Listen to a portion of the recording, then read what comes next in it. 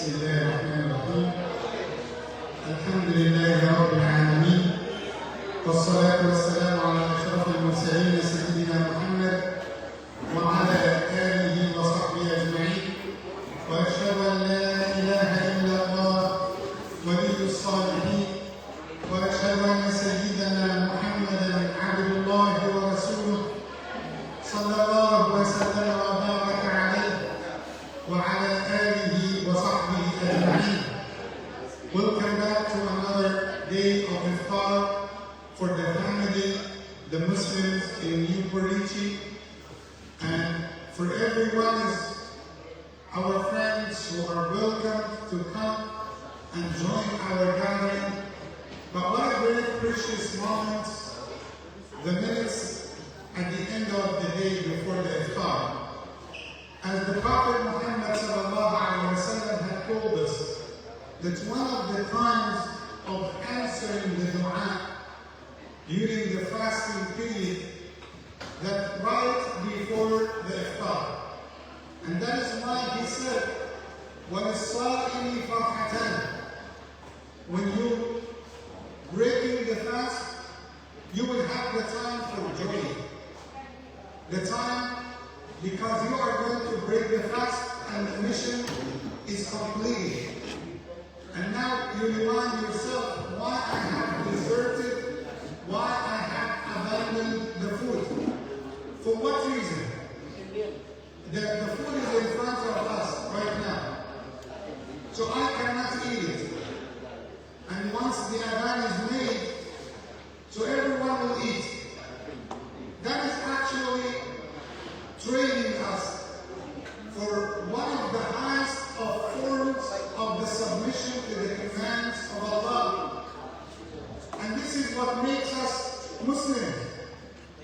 What the word the Muslim means. The word the Muslim means the one who submits himself willingly to the commands of Allah. So if I ask the brothers here, is there anyone forcing you to fast? No. That is my worship. No, you are forcing us, sir. So they said I'm forcing. Is that right? Am I forcing anybody? Yeah. Okay. So as it is the command of Allah, when we are submitting ourselves to His will, that is actually the highest form of ibadah. And when our sisters will put on hijab, that is not to please anyone except Allah subhanahu wa ta'ala. And that is the meaning of the total submission for the commands of Allah. That's why when you enslave yourself to the Creator, it is better to enslave yourself to others, to the fashion styles, to some of those who are governing what to dress and what not to dress, which basically can tell us, for a logic reason, if I'm going to follow somebody, if I'm going to follow something, it is better to follow my Creator. At least He knows what is the benefits. He knows how did He create me. And I'm always saying this. Every product comes with manual. So if you want to have the phone comes with manual. If you have a car comes with the book, which is the manual. What is the function of the manual? To tell you how to use the machine. And we are the product of the Creator. He sent us to this life to be tested with the manual.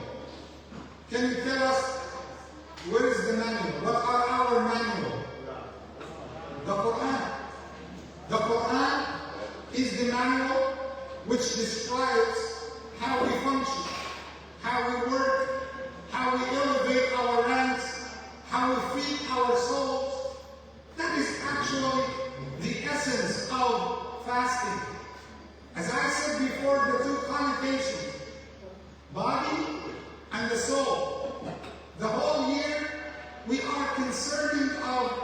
feeding the body, taking care of the body.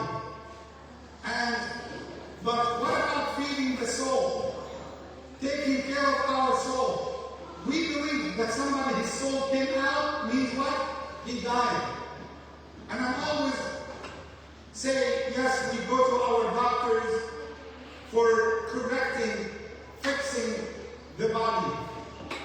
So we have, mashallah, and our community is so blessed to have many of our doctors who are doing great job. One of the greatest job in Islam to save life. Yes, they take care of correcting, fixing the body itself. But what about the soul? When the soul gets something, gets corruption, you know how many people you might meet in their life that they might have everything.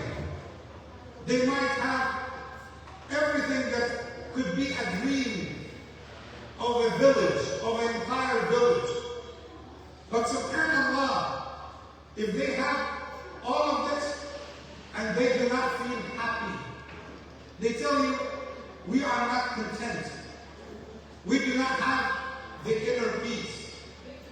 Allah told us in the Quran about the inner peace.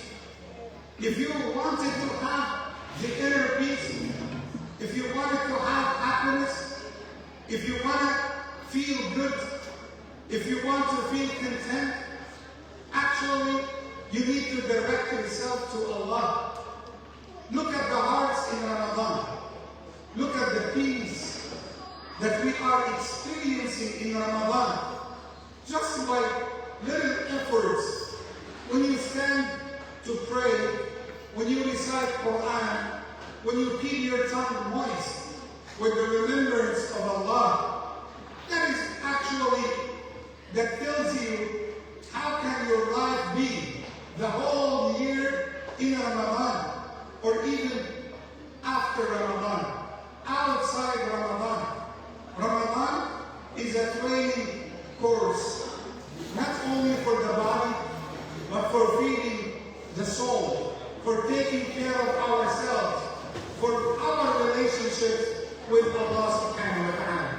In this precious moment, we want to direct ourselves to Allah subhanahu wa ta'ala. We want to make the dua with a sincere heart to Allah to accept our siyam. At the end of the day, we have no one to resort to except Allah. At the end of the day, we put our foreheads on the ground for Allah subhanahu wa ta'ala to say, Subhana Rabbi al-A'la, Subhana Rabbi al-A'la, Subhana Rabbi al-A'la. Even if I'm going to put my forehead on the ground, Allah is al-A'la. Allah is the most high. Before we make the dua, I wanted to thank our brothers and sisters who sponsored the iftar for tonight. May Allah bless them. And just let me remind you and remind everyone with the word of the fasting, for feeding the fasting. So Rasulullah sallallahu alaihi wasallam said, whoever presented iftar to a fasting person, he will have the same reward, without decreasing any of the reward of the other person. So imagine if we have 200, 250, so the brothers that I'm going to say their names, they got the reward of 250, 300, and that's why I said by feeding one day, you can have the reward of 10 Ramadans. The reward of 10 Ramadans. What a great action of worship. Dr. Ahmed Zaki and Dr. Suraya and our sister Samana, our brother Abdul Basit, may Allah subhanahu wa ta'ala bless all of you. Allahumma ameen. Thank you so much for the support, for the generosity. May Allah reward you abundantly. And I wanted to thank actually Sister Samana. Throughout the year, she is bringing good stuff, mashallah, to the masjid. masjid. Where's Brother Abdul Basit? He's hiding somewhere. He's hiding. He said, he's inside. Okay. And we're bringing the shower and mashallah good stuff throughout the days during the lectures. May Allah reward them. And I wanted actually to thank Brother Abdul Basit for all his efforts. But by the way, Brother Faisal is calling him the chef. So the chef who is taking care of preparing the food and all of this, Brother Abdul Basit this year is doing an amazing job. I know it's very hard every day with cleaning, arranging, and putting food on the table. That's not an easy job. That's not an easy job every day. And when it comes to the night, when he comes early, right after Dhuhr or even before Dhuhr to the masjid, can we give them a round of applause of appreciation? Thank you so much for all the efforts that you are doing. اللهم لك الحمد يا ربنا كما تحب وكما ترضى. اللهم صل وسلم وبارك على سيدنا محمد. اللهم تقبل صيامنا وصلاتنا وركوعنا وسجودنا. اللهم اختم بالباقيات الصالحات اعمالنا. اللهم اغفر لنا ذنوبنا واسرافنا في امرنا وثبت اقدامنا. اللهم توفنا مسلمين والحقنا بالصالحين. اللهم شفع فينا القرآن وشفع فينا الصيام. اللهم وحد صفنا وانصر الإسلام وأعز المسلمين. اللهم أعد بفضلك كلمتي الحق والدين. إنك على كل شيء قدير. وآخر دعوانا أن الحمد لله رب العالمين.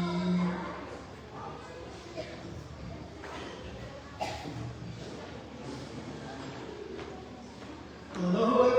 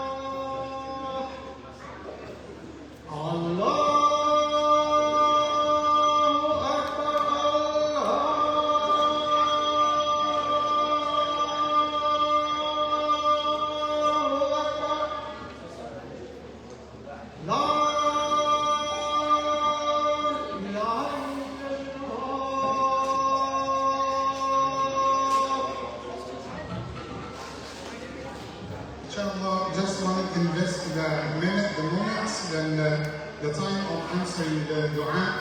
I want, inshallah, all of you to make a dua for my father-in-law. May Allah give him shifa. He is in the hospital. May Allah make it easy, inshallah, for him and grant him shifa. And actually, it is so hard for the family for getting the news.